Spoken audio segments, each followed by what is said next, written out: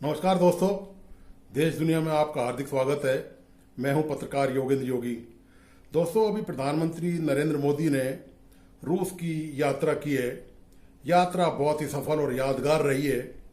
रूस में प्रधानमंत्री मोदी के लिए रेड कारपेट, लाल कालीन बिछाकर उसका भव्य स्वागत किया गया। इस मौके पर दोनों देशों ने बहुत सारे समझौते भी किए हैं और भारत रूस की दोस्ती आज़ादी के बाद से ही लगातार चली आ रही है और भारत ने बहुत कुछ रूस से हासिल किया है। यदि टेक्नोलॉजी की बात करें, चाहे वो आर्मी का मामला हो, सेना का हो या रॉकेट प्रौद्योगिकी का मामला हो, उन तमाम क्षेत्रों में रूस ने भारत की जबरदस्त मदद करी है, शुरू से ही करता रहा है। लेकिन दूसरे विश्व युद्ध के बाद हालात बदल गए और दुनिया जो है वो अमेरिका की तरफ एक तरफा हो गई, तो रूस कमजोर हो गया, विखंडित हो गया, उसके कई टुकड़े हो गए। उसके बाद पूरी दुनिया में परिदृश्य, भू राजनीतिक परिदृश्य बदला हुआ है। दरअसल डिबेट का मुद्दा ये नहीं है। डिबेट का मुद्दा आज दरअसल ये है, ये तो आप सब जानते ही हैं कि यात्रा कितनी शानदार रही और मोदी जी का कितना शानदार भव्य स्वागत किया गया। दरअसल जो डिबेट का मुद्दा ये है कि पुतिन और मोदी में क्या क्या खासियतें, समानताएं उनकी पर्सनैलिटी में। तो देखिए कि जैसे ही मोदी वहां पहुंचे और वहां पर दौरे पे थे रूस में, तो रूस ने यूक्रेन पर मिसाइल दाग दी और मिसाइल जो बच्चों का हॉस्पिटल है उस पर जाके गिरी और बहुत सारे बच्चों की उसमें मौत हो गई। रूस यूक्रेन युद्ध में अब तक हजारों लोग मारे जा चुके हैं और ये एक तरफा युद्ध इसलिए है कि यूक्रेन ने युद्ध की शुरुआत नहीं करी, केवल यूक्रेन नाटो का सदस्य बन गया था। इससे चिढ़कर, नाराज होकर रूस ने यूक्रेन पर आक्रमण कर दिया और जो युद्ध पिछले 1.5-2 साल से वो आज भी जारी है। तो कुछ खास पर्सनैलिटी है व्लादिमीर पुतिन की। आप ये देखिए कि पिछले दिनों वहां पर जो उत्तरी कोरिया है उसके जो तानाशाह हैं, सैनिक तानाशाह जिम कोंग, वो रूस की यात्रा पे गए। विशेष तौर से उनको रूस की यात्रा पे बुलाया गया और वहां से जब वो वापस आए तो उनको रूस की तरफ से, पुतिन की तरफ से किम जोंग को कुछ शिकारी शानदार कुत्ते दिए गए। लगे हाथ में आपको बताता चलूं कि ये तानाशाह किम जोंग वो हैं जिन्होंने अपने फूफा को केवल संदेह के आरोप में कि ये जासूसी कर रहे हैं या कोई तख्ता पलट की साजिश में कहीं हो सकता है शामिल हो, और उनको वो भूखे कुत्ते, जो शिकारी कुत्ते उसने पाल रखे हैं, उनके सामने पटक दिया, सगे फूफा को। तो उस पुतिन से उनकी जबरदस्त दोस्ती है। और आपको लगे आप बता दूं कि पूरी दुनिया में यूएनओ ने किम जोंग पर बहुत सारे, उसके देश पर बहुत सारे प्रतिबंध लगा रखे हैं और वो लगातार परमाणु प्रौद्योगिकी हासिल करने की कोशिश कर रहा है। इसी तरह आप देखिए कि ईरान ने भी परमाणु प्रौद्योगिकी हासिल करने की कोशिश करी और रूस और ईरान की भी अच्छी दोस्ती है। इसी तरह रूस और चीन की भी बहुत अच्छी दोस्ती है। तो ये जो बताने का जो परिप्रेक्ष्य है वो सिर्फ ये है कि मोदी का पुतिन का जो सोचने का तरीका वो क्या है। और आपको मैं बता दूं कि पुतिन जो है यूक्रेन युद्ध में निरपराधों की जान लेने के लिए अंतर्राष्ट्रीय जो कानून है, international court of justice ICJ, उसके तहत अपराधी ठहराए जा चुके हैं। यदि पुतिन किसी भी देश में जाते हैं तो वहां पर उनको गिरफ्तार किया जा सकता है, पुलिस के द्वारा गिरफ्तार किया जा सकता है।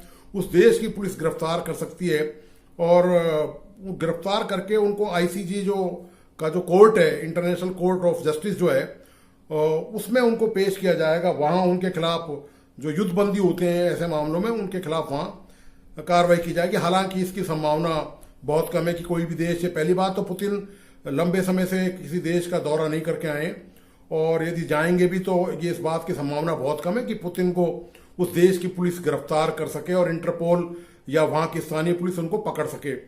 ये कुछ पुतिन की खासियत है। पुतिन अपने विरोधियों को चुप कराते रहे और कहने को रूस में डेमोक्रेसी है, भारत की तरह ही है। वहां राष्ट्रपति सर्वोच्च होता है, जैसे यहाँ प्रधानमंत्री होता है, और वहां पर डेमोक्रेसी है। लेकिन वो जो मतदान होता है, वहां जो वोटिंग होती है, वो लगभग दिखावे के लिए होती है और उसमें कोई ज्यादा दमखम नहीं होता, क्योंकि उसका कोई अंतर्राष्ट्रीय पर्यवेक्षक नहीं होता। और पुतिन अपने विरोधियों को दबाने और दमनकारी तरीके का इस्तेमाल करते हैं, विरोधियों को दबाने का। उन्होंने अपने जो प्रमुख एक विरोधी थे विपक्षी पार्टी के, वहां पर उसको जेल में डाल दिया और आखिरकार उस विपक्षी पार्टी के जो बड़े नेता थे उसकी मौत हो गई। और अब उनकी पत्नी के खिलाफ, जो विपक्षी पार्टी के नेता है, उनकी पत्नी के खिलाफ भी अरेस्ट वारंट वहां की एक अदालत ने जारी किया है। तो वहां की अदालतें भी पुतिन के इशारे पे काम करती हैं। कोई भारत की तरह वो पूरी तरह से सेपरेट नहीं है, उनको अपना पूरा अधिकार नहीं है। ये पुतिन की खासियत है। तो ये आप जान लीजिए कि वो ये तमाम चीजें पुतिन की पर्सनैलिटी को बताती हैं कि पुतिन कैसे हैं। अब रहा सवाल कि मोदी की पर्सनैलिटी में ऐसी क्या खास बात है जो पुतिन की पर्सनैलिटी में है, वो मैं आपको उसका उदाहरण देके बता रहा हूं। वो आप खुद ही अनुमान लगाएं और कयास करें कि एक बात और भी बताना, इसमें एक पॉइंट और शामिल करना चाहूंगा कि रूस में प्रेस की आजादी नहीं है। वहां पर कोई अखबार अपनी मर्जी से कुछ भी लिख नहीं सकता, कुछ भी बोल नहीं सकता। वहां पर अभिव्यक्ति, और पुतिन के खिलाफ वहां पर कोई कुछ नहीं कर सकता। तो ठीक भारत में भी आपने देखा होगा कि जो अखबार समूह हैं, देश के जो प्रमुख समूह हैं, चाहे वो क्षेत्रीय भाषाओं के हों, चाहे वो राष्ट्रीय स्तर के हों, चाहे वो टीवी हों, चाहे वो प्रिंट मीडिया हो, वो भी दबे और डरे सहमे रहते हैं। दो उदाहरण मुझे याद है, एनडीटीवी का और दैनिक भास्कर का, दोनों पर छापे पड़ चुके हैं। इसी तरह बीबीसी लंदन ने गोधरा को लेकर एक रिपोर्ट बीबीसी लंदन पे चलाई थी, और उस रिपोर्ट के बाद भारत ने उसके जितने प्रतिष्ठान है बीबीसी लंदन के, उन पे इनकम टैक्स का छापा पड़ा था। ये आपको शायद याद ही होगा। इसके अलावा भारत के विपक्षी दल इस बात का आरोप लगाते रहे कि उन्हें जो जेल में डालने की साजिश है वो विपक्षी दलों को चुप कराने के लिए है।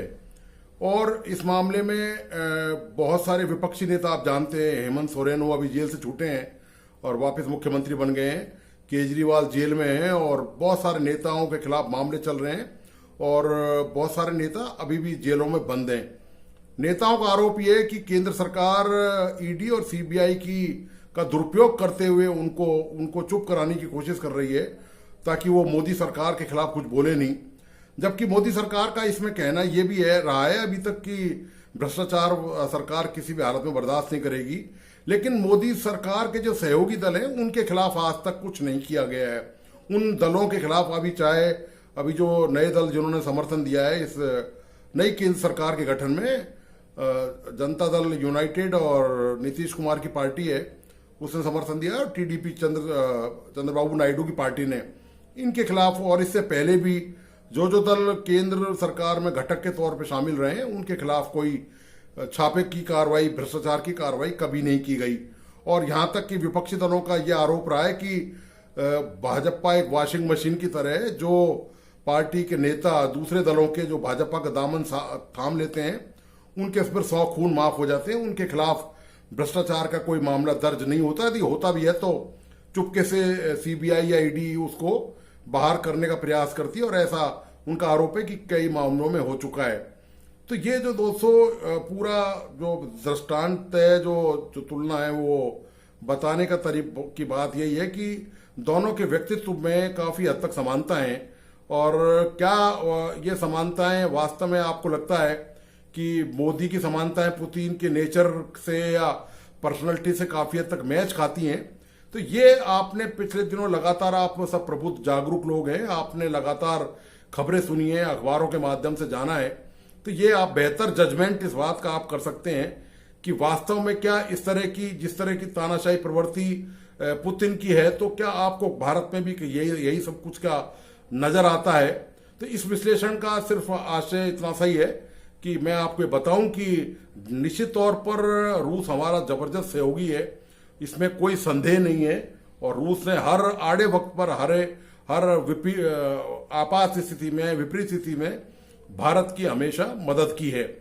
तो ये विश्लेषण आप तक पहुंचाने की वजह सिर्फ मैंने यही समझी कि, लेकिन उसके बावजूद भी रूस की अंतर्राष्ट्रीय छवि जो है वो बहुत ज्यादा अच्छी नहीं है, उसको आमतौर पर अच्छी नहीं माना जाता है जहां तक अंतर्राष्ट्रीय स्तर की बात करें। क्योंकि चीन की तरह रूस को भी ना तो यूनाइटेड नेशंस के किसी भी रेजोल्यूशन की परवाह है, ना अब तक आप जानते हैं कि हजारों लोग यूक्रेन युद्ध में मारे जा चुके हैं, लेकिन और उसके बावजूद भी पुतिन अभी तक उस युद्ध को नहीं रोक रहे हैं और वहां इस तरह का हिंसा का दौर एक तरफा लगभग जारी है।